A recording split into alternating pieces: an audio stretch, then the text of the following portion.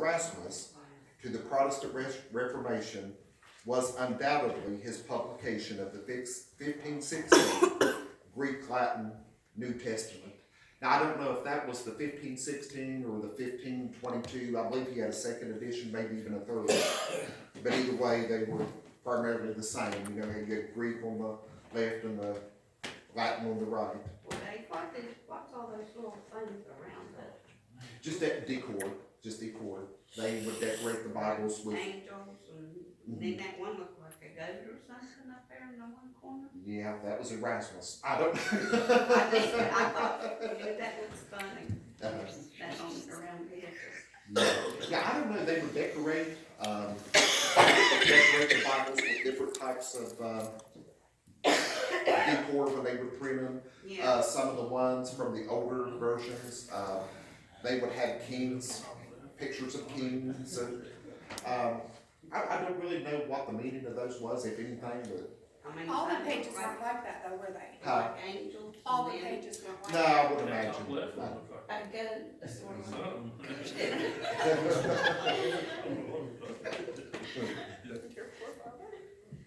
Some of the ones actually had hidden meanings. Oh, did they? And I don't believe that was one of them, but I'll show you when we get to it. Like Miles Coverdale, he had a title page, and his had meanings. I would call them hidden meanings. I don't know that they were truly hidden, but we'll kind of cover that. But I don't know about that. But anyway, Erasmus, that was actually the basis again for all the versions of the Bibles, not the modern, but the King James and the Geneva and some of the earlier translations. But it was known as Textus Receptus. What that means is the majority text, or the text received is what that means. It's the text that had been received. But it's also known as the majority text, the Byzantine text. And the reason it's called the Byzantine text is over here in the eastern half, it was called the Byzantine Empire. So when the Greek Orthodox went back over here, they brought the Byzantine text with them. It was called the majority text, the Byzantine text, the Textus Receptus, or the majority text. Because there was variation. Some of the texts varied because, again, they were handwritten. So when they compiled them together, they called them the majority text because the majority of them agreed with this. And that would be the right manner to go by. You know, you're going to take the ones that agreed with one another, not the ones that have been changed, because that could have been a mistake. Now, the Jews had a more accurate way to transcribe, I would say, because they had checks, and certain ones had to check, and it had 30 days later had to be checked again, and then they had the calculators. But you got to remember, the New Testament, number one, the Jews really didn't have a whole lot to do with the New Testament because they didn't believe it. They didn't believe Jesus Christ was Messiah for the majority of them.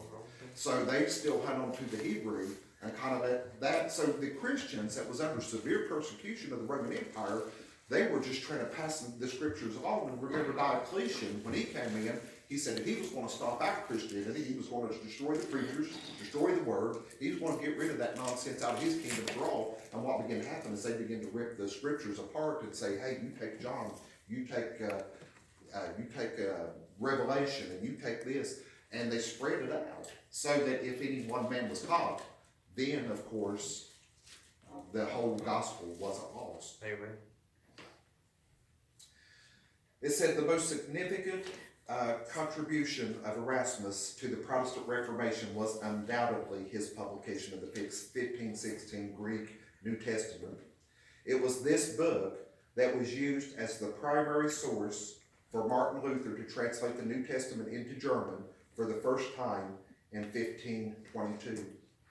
And it was the book that used as a primary source for William Tyndale to translate the New Testament into English for the first time in 1526.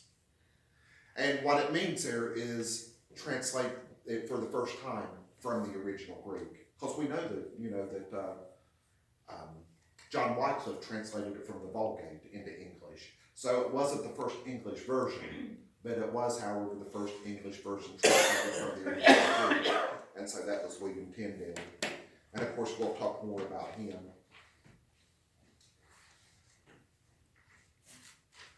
But you know, when you think, and I'm probably gonna end right there, but if you think about how these people were being persecuted, how you didn't have no other choice, because it wasn't like it is now. You know, you can go down the road and there's a Methodist, and you can go down the road and there is, you know, Episcopal, you know, Presbyterian. It wasn't like that then. It wasn't like that. There was one church with one head, and that man was the Pope. And, you know, the thing of it is, you know, yes, they would say grace, but it was always plus something. You were saved by grace, yes, but it was grace plus works by keeping the sacraments. It was grace by Scripture, but it was grace by Scripture plus the Pope. It was grace by everything, by church tradition. It was grace, yes, but it was by church tradition. And what would begin to happen is, you know, the Reformers was saying that it's by Scripture alone that we're saved. It's by Christ alone. And when they begin to read, and Martin Luther for the first time, he began to see that the just shall live by faith. See, he had been trained to, and he just couldn't find satisfaction. He began to, because he didn't know the Scripture, he'd begin to try to harm himself. He would go out into the cold and try to punish himself because he'd seen himself as a sinner, and he felt guilty before a just God. And they would say, well, you must do the sacraments, you must do this. And so he would work himself to death with, you know, the Eucharist and the sacraments. And he was just working himself to death. And he said, I think that he even made a statement that if any monk could seek satisfaction from a living God, it would have been him. Because he said, I've done it all. But he said, I couldn't find satisfaction by doing that. I could not work hard enough to get satisfaction from a living God. And it was when he read that the just shall live by faith, God showed him. And that was one of the things that sparked a revolution, along with the sale of indulgences, along with other corruption in the church. So he's seen that no, none of us is good enough. Amen. None of us is good enough. And it's not by our righteousness and by our works that we're saved, but it's because we're not good enough. That Christ took his righteousness and gave to us. Because if we had to work our way to heaven and be good enough, none of us would make it. None of us would make it. None of us would. But you think about, as I'm ending, and you think about that, about how people that did not have the Bible, that it was held prisoner or trapped in a language of the Latin Vulgate. It was corrupted to the extent that, you know, it was not really rendered like it should have been rendered. You know, because here's the thing, it was corrupted. And it was deliberately corrupted to support their belief and their doctrine. And how when men begin to understand the Greek and begin to teach in the language that people can understand, they're probably saying, don't go there, come over here. Now, you know, because it's all Roman Catholic, but there's different Roman Catholic churches you could go to. So when Colet began to preach, I believe it was Colet that began to preach in the people's language, 20,000 men packed the church just to hear it. Because they're like, for the first time we hear the gospel. It means something. Yeah. 24,000 outside the door that couldn't even hear. They probably didn't have loudspeakers. They probably didn't have those things. So that they were probably just trying to do the best they could hear. Maybe even through open windows to hear. Yeah. And you think about that. And you think about where we are today. You know, they didn't have air conditioners and electricity in the 1500s. They didn't have cars and vehicles to pick up neighbors in the 1500s. They didn't have all the things that we have today. But yet we have the padded seats, we have the air conditioners, we have the Word of God, we have the truth. Yeah. And where are we? People don't have time. Don't have time. And it's sad, yes. Ask a question there, brother. Uh-huh. What percentage of people would you say would have been able to read even back then, even if they had I the would say it was translated in their very, language? it was very slim, because what I have read is the Latin, first of all, was a language that only schooled rich men would send their kids to college to learn. So first of all, Latin was a language of primarily the rich. Because if you didn't have money to send your kids to college, they never learned. So poor people were poor. The majority of poor people were just that, they were poor. And here's the sad part. Even the ones that were working, the lower class, that would have been you or I, they were illiterate. They didn't even understand nothing. They were illiterate. So, you know, when you think about it, you know, it wasn't like public schools like today.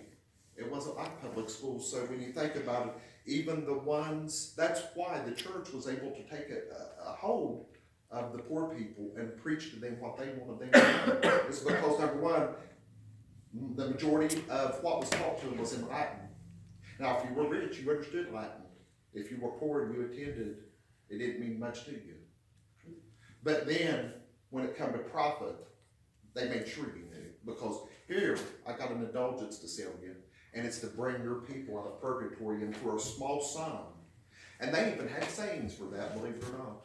Now, Johann Tetzel went around, and what he would say, he said, as a coin in the coffer rings, another soul from purgatory springs.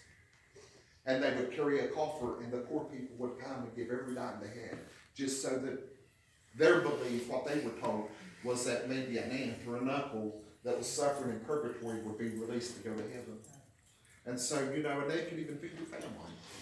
And that's what sparked Martin Luther to stand up and reform. But yeah, you're right, brother.